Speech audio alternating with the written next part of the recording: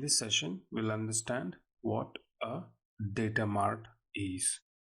A data mart is defined as an implementation of a data warehouse with a small and more tightly restricted scope of data and data warehouse functions which are serving a single department or a part of an organization. That means it is a subset of a complete data warehouse. In this case, let's say IBM as an organization has multiple departments within it, right? Like HR, logistics, finance, payroll, transportation, security.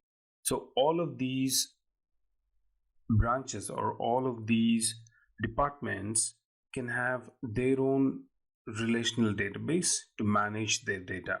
For example, if you take security, their internal database for security can have all the information which holds the names of the security guards and the gate numbers and the timings which they work and what are the incidents which have happened at what gate and things like that. And if you take payroll, in the payroll you'll have total number of employees, what is the payout time, what is the rate card, what is the attendance, and all this information, right? So these are all individual databases within the organization, right? As a whole, if you look at it, we would need a complete data warehouse to manage all of this, but these are all the single departments which are part of an organization, right?